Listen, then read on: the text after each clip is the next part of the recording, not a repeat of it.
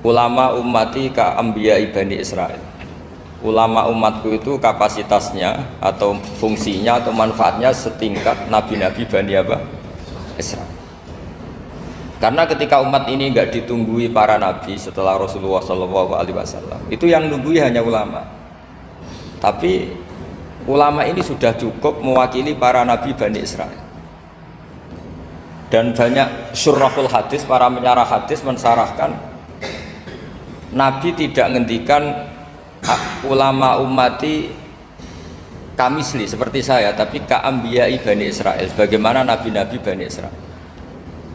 Nabi Bani Israel itu macam-macam, termasuk ada yang tidak nikah, yaitu yang bernama Yahya dan Isa.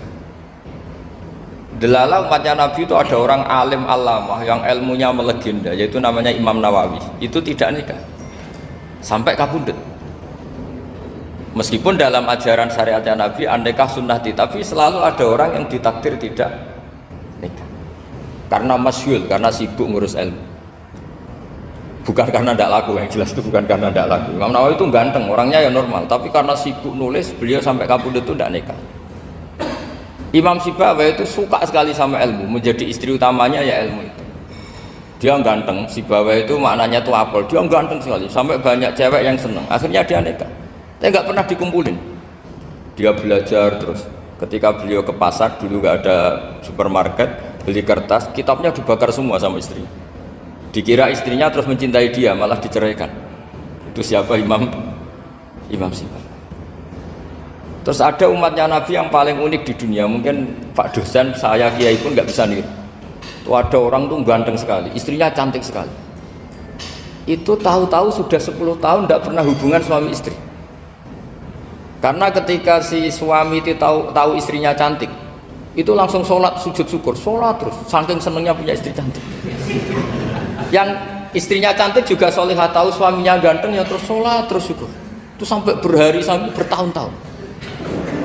Terus ketika ketemu, cocokan, dek kita sudah nikah berapa? Terus dilihat, kayaknya sudah 10 tahun, tapi tidak pernah hubungan. Oh itu nggak kebayang, itu ganteng sama cantik. Kalau jelek sama jelek itu mungkin.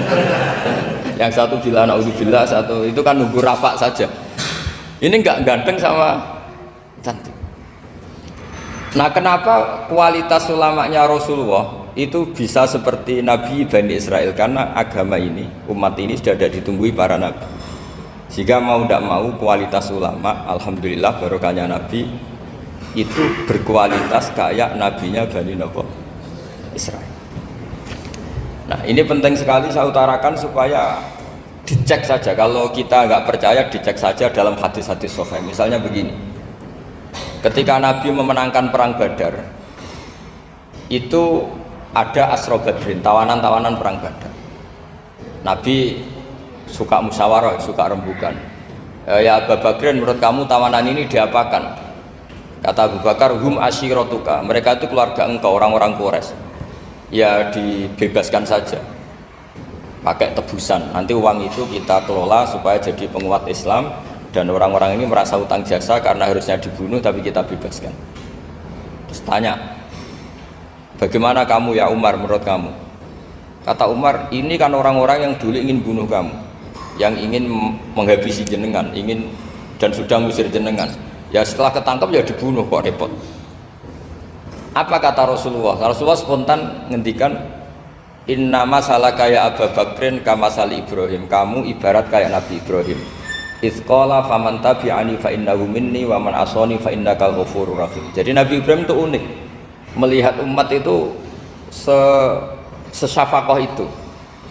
Syafakoh itu banget sayangnya.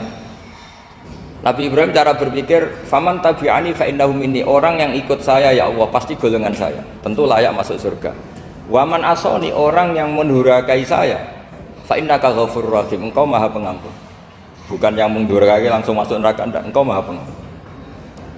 Wa masaluka ya Umar kama salin Nuh, isqala rabbi la tadzar ala ardi minal kafirin dajjara. Umar, kamu mirip Nabi Nuh, inginnya semua orang kafir dihabisin.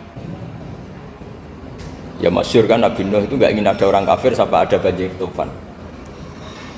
Nah kalau sampean tanya bedanya apa dengan garis keras sekarang, bedanya ya beda sekali. Kalau Nabi Nuh benci sama orang kafir itu diserahkan yang punya, Sehingga yang punya yaitu Allah yang menghukum dengan banjir bandang.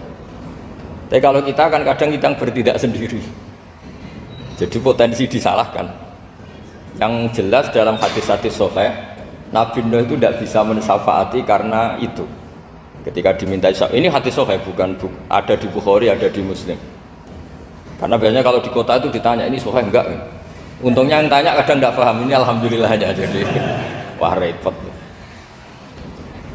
Nabi Nuh itu diantara sebabnya enggak bisa mensyafaati adalah pernah corong Jawa maksudno kaume. Kalau dalam bahasa Arab itu da'a li Zaidin berarti mendoakan positif, kalau da'a la Zaidin mendoakan negatif. Kalau orang Jawa itu ada doa, ada pasot. Nabi Nuh adalah orang yang pernah maksudkan kaumnya.